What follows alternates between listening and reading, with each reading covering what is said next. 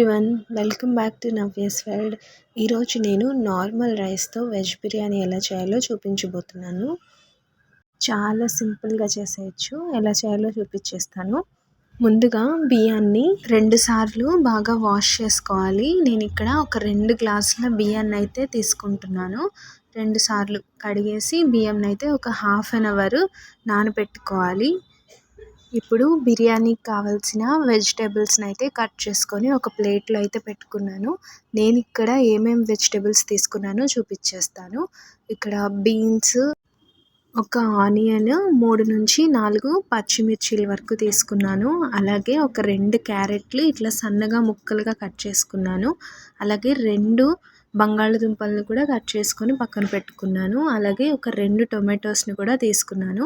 Next stove on చేసుకొని మనం బిర్యానీ ఏ గిన్నెలో అయితే చేసుకోవాలనుకుంటున్నామో అది స్టవ్ మీద పెట్టుకొని 1 స్పూన్ నెయ్యి అయితే వేసుకున్నాను. అలాగే 3 స్పూన్ల ఆయిల్ని అయితే వేసుకున్నాను.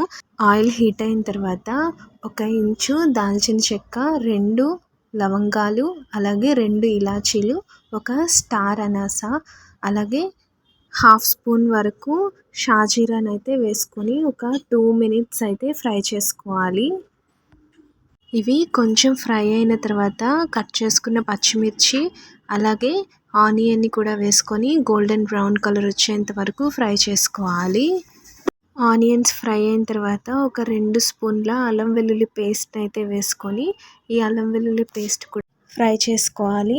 ఈ అల్లం వెల్లుల్లి పేస్ట్ గోల్డెన్ బ్రౌన్ కలర్ వచ్చేంత వరకు ఫ్రై చేసుకొని మనం కట్ చేసుకున్న వెజిటేబుల్స్ ఏవైతే ఉన్నాయో వాటిని అన్నిటినీ కూడా వేసుకొని ఒకసారి మొత్తం అంతా కలిపేసి 5 to 10 మినిట్స్ అయితే మూత పెట్టుకొని కుక్ చేసుకోవాలి. 10 మినిట్స్ తర్వాత మూత తీసి ఈ వెజిటేబుల్స్లో 1 స్పూన్ సాల్ట్ని అయితే వేసుకోవాలి. సాల్ట్ వేసుకున్న తర్వాత కారం 1 స్పూన్ అయితే వేసుకుంటున్నాను. మీరు ఇక్కడ కావాలంటే పసుపును కూడా యాడ్ చేసుకోవచ్చు. నేనైతే వేయట్లేదు. ఒకసారి మొత్తం అంతా కలుపుకొని ఒక 2 మినిట్స్ అయితే మూత పెట్టుకోవాలి. 2 మినిట్స్ తర్వాత 1 గ్లాస్ బియ్యానికి 1.5 గ్లాస్ వాటర్ని అయితే వేసుకోవాలి. నేను ఇక్కడ 2 గ్లాసుల బియ్యాన్ని తీసుకున్నాను కాబట్టి 3 గ్లాసుల వాటర్ని అయితే వేసుకుంటున్నాను. ఈ వాటర్ బాగా బాయిల్ అయ్యేంత వరకు మూత పెట్టుకొని ఒక 2 మినిట్స్ అయితే కుక్ చేసుకోవాలి. 2 మినిట్స్ తర్వాత మనం వాష్ చేసి పెట్టుకున్న బియ్యాన్ని కూడా వేసుకోవాలి.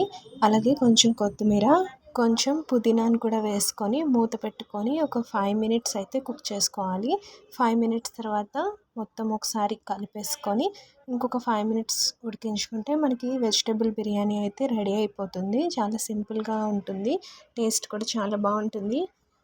ఈ వెజిటేబుల్ బిర్యానీని నేను చూపించినట్లుగా ఒక్కసారి ట్రై చేయండి. చాలా టేస్టీగా ఉంటుంది. ఈ వీడియో మీకు ఎలా అనిపించిందో కూడా నాకు కామెంట్ సెక్షన్లో షేర్ చేసుకోండి. Thanks for watching.